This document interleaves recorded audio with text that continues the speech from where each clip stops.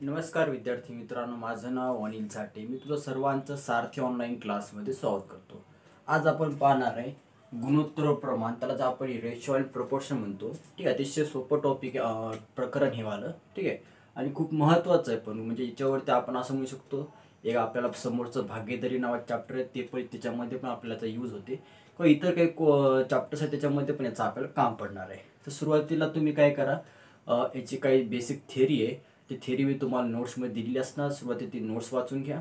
ठीक आहे, म्हणजे तुम्हाला फक्त काय करायचं चालू असताना इथं फक्त तुम्हाला फक्त ऐकायचंच आहे, फक्त आहे लक्ष द्यायचं, म्हणजे तुम्हाला लिहून घ्यायचं काही काम नाही. जी मेन थिअरी राहते ती तुम्हाला ऑलरेडी मी प्रोव्हाइड करतो. इथं मी फक्त सुरुवातीला इथं 2-3च एक्झाम्पल घेणार, जास्तच एक्झाम्पल घेणार नाही आहे. ठीक आहे, जास्त एक्झाम्पल आपण क्लासमध्ये बघू आपण.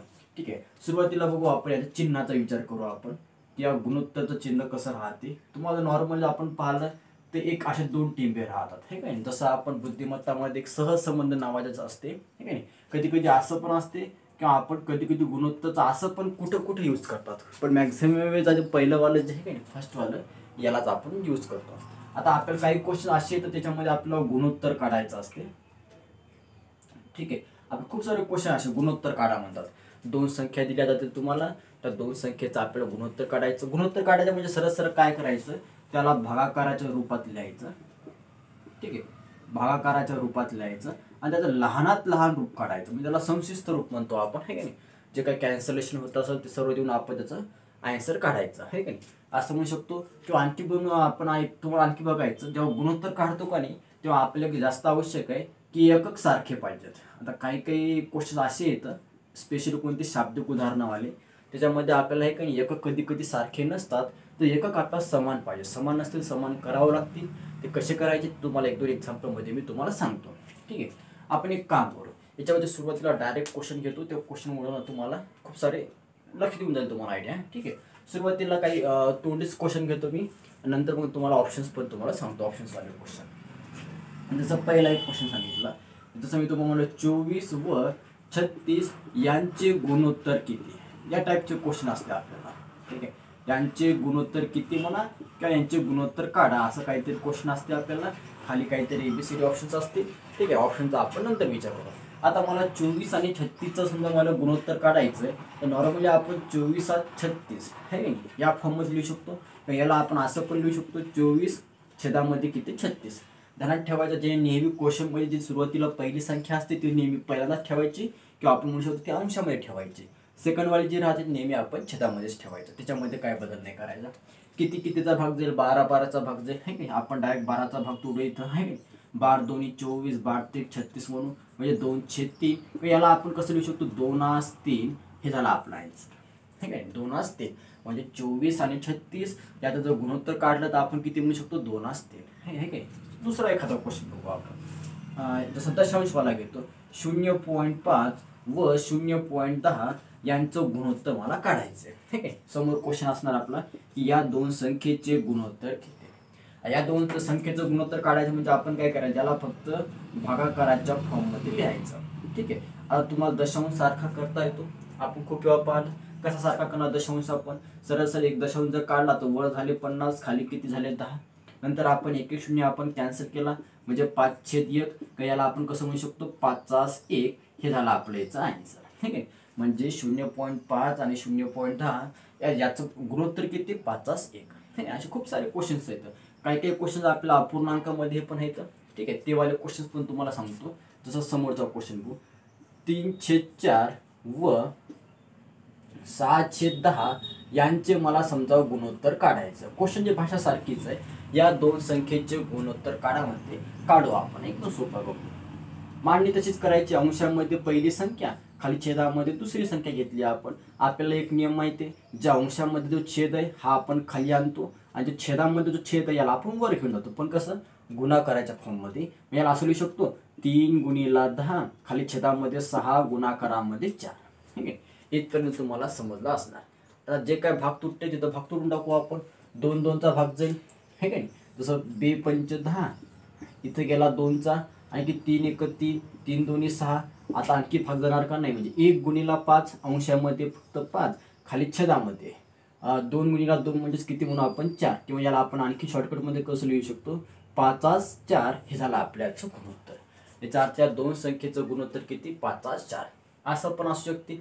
कधी कधी आपल्याला काही क्वेश्चन असे येतं त्याच्यामध्ये घातांक पण तुम्हाला कधी कधी सांगते. ठीक आहे. घातांकाच्या क्वेश्चनमध्ये कसं करायचं, जर एखादा क्वेश्चन घेऊन दाखवतो तुम्हाला 2चा घातांक 2 व 2चा घातांक 3 यांचे गुणोत्तर किती. क्वेश्चनची भाषा सारखीच आहे. यांचे गुणोत्तर किती तर कसं करणार, परत तसं नेहमीप्रमाणे 2चा वर्ग इथं खाली छेदामध्ये 2चा घातांक 3. ठीक आहे. समोर गेलो. आता याला तुम्ही दोन पद्धतीने सोडू शकता. घातांकाचा नियम वापर करून पण आन्सर काढू शकता तुम्ही. कसं करतो आपण, घातांकाची वजाबाकी करतो, पण ते तिथं थोडंसं किचकट झालं आपल्याला. याला आपण एक काम करू, वर 2चा घातांक 2 आणि खाली 2चा घातांक 3 आहे की नाही. म्हणजे सरसेला असू शकतो 1/2 फक्त किंवा 1/2चा घातांक 1 आहे की नाही. वजाबाकी फक्त आपण खाली छेदामध्ये लिहिली, कारण सरळ आपण काय लिहू शकतो 1/2 म्हणजेच किती 1/2 हे झाला आपल्या याचा आन्सर. ठीक आहे. तुम्ही घातांकाचा नियमाचा वापर करून पण याचा आन्सर काढू शकता, तरी पण आपला आन्सर कसा असणार बरोबर असणार. असे काही क्वेश्चन आहे, याच्यामध्ये काही शाब्दिक क्वेश्चन्स पण आहेत. शाब्दिक क्वेश्चन पण मी तुम्हाला घेऊन दाखवतो एक दोन. जसं इथं तुम्हाला नाही दिसणार, मी एक काम करतो सर्व खोलून टाकतो आणि परत तुम्हाला एखादं शाब्दिक उदाहरण सांगतो. ठीक आहे. हे तर पहिल्यांदा पाहिले आपण संख्येचे उदाहरण. ठीक आहे. समोरचे जर एखादं शाब्दिक जर असेल तर शाब्दिकच्या क्वेश्चनला पण आपण सॉल्व्ह करू शकतो. ठीक आहे. बघू, एकदम सोपे क्वेश्चन्स आहेत.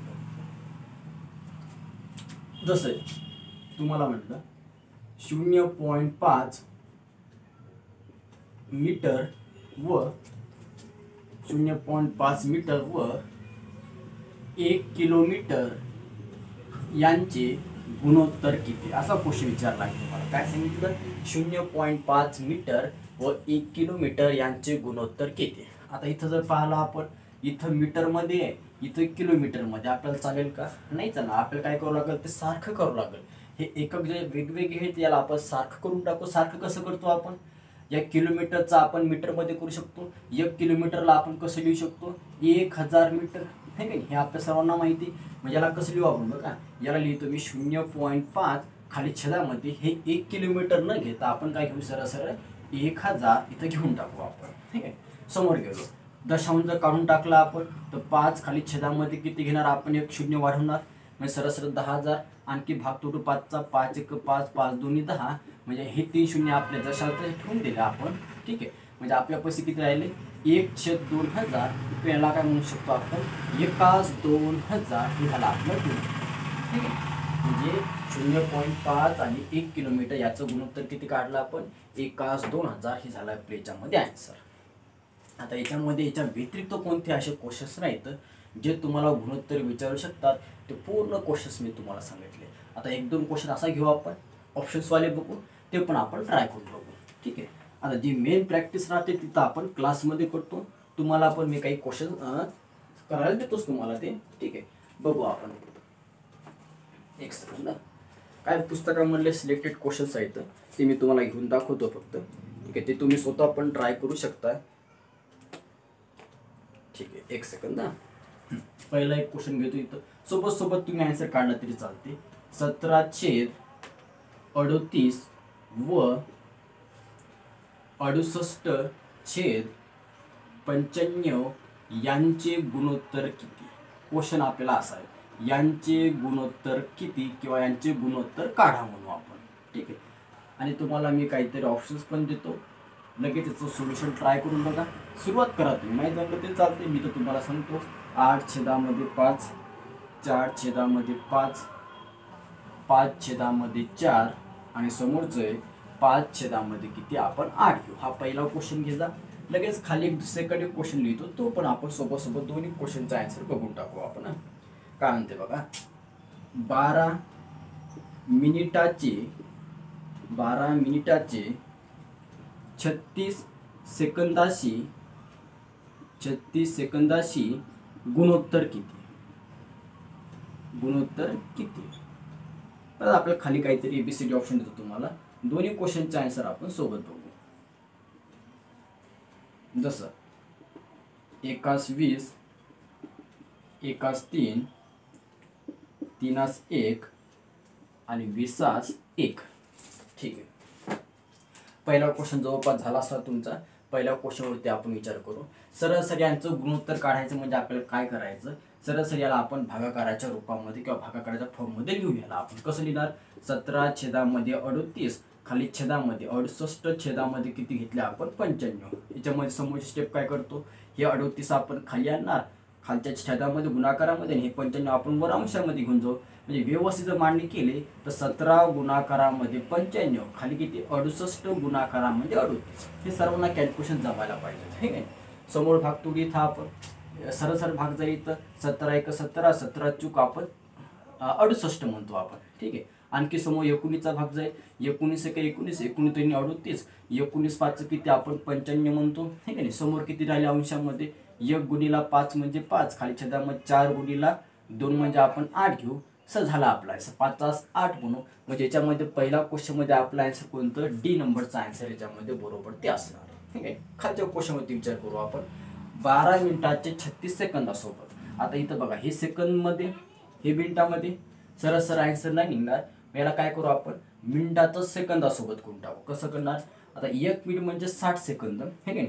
म्हणजे 12चं काय करू, 12 × 60 किती म्हणतो आपण 12 × 72 म्हणजे सरस 720 सेकंद, ठीक आहे. समोर आता काय करू आपण म्हणजे 720 भागाकारामध्ये घेतले आपण 36. भाग तो डायरेक्ट 36चा भाग जाईल, 36 × 36 36 2 72. हा शून्य आपला जसा तसा म्हणजे 20 छेदामध्ये 1 किंवा याला शॉर्टकटमध्ये आपण काय लिहितो 20/1. हे झालं आपलं आन्सर. म्हणजे कोणतं डी नंबरचा आन्सर याच्यामध्ये आपलं बरोबर असणार, ठीक आहे. असे कोणतेही क्वेश्चन्स तुम्ही सॉल्व्ह करू शकता. असे क्वेश्चन्स मी पण तुम्हाला सेंड केलेले आहेत. ते क्वेश्चन्स तुम्ही सॉल्व्ह करून बघा. काय अडचण असेल तर मला सांगा, ठीक आहे. पुढच्या याच्यामध्ये आपण जरासं आणखी वेगळे काही क्वेश्चन बघू. त्याला आपण चतुर्थ प्रमाणपद म्हणतो, त्या टाईपचे आपण क्वेश्चन घेऊ, ठीक आहे. थँक्यू.